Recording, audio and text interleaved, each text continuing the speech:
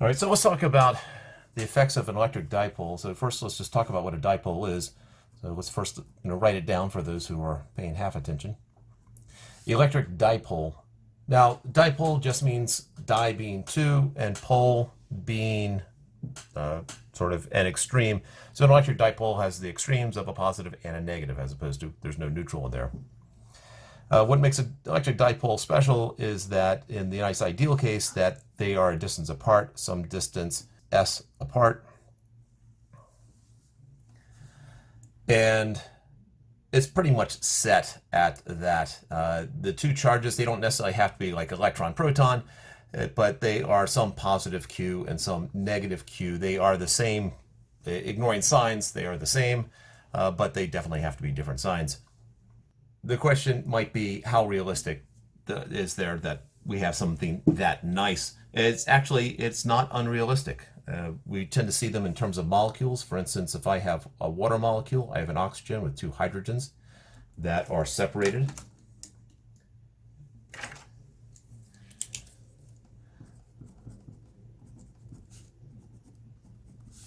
And because the hydrogens each have one electron and the oxygen has 6 electrons in the outer ring right there, so the oxygen and the hydrogen both share an electron here, they share an electron here, and then there are 2 more over on that side. And so because the hydrogens tend to hang out on the one side of it, this is a polarized molecule where this is the negative side and a positive side.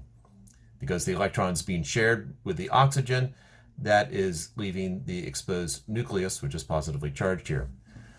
So to have molecules that are of a particular size is realistic. And oxygen is not the only one. There are other things that are polarized besides that, and we'll explore that as we get into dielectrics. So that is basically the electric dipole. I want to point out one more thing here is that there is something known as a dipole moment.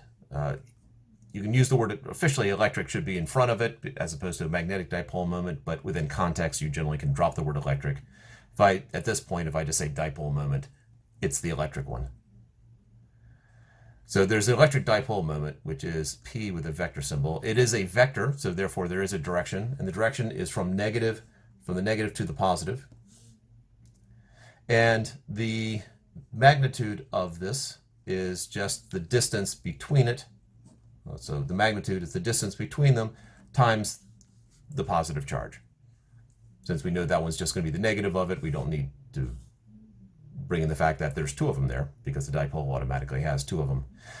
In terms of using the letter S, my notes have used the L, and the textbook uses a D, and so various textbooks will use various letters for this distance. This goes back to S for distance from the Latin word stadia. And just a little bit of a bonus bit of knowledge right there for you.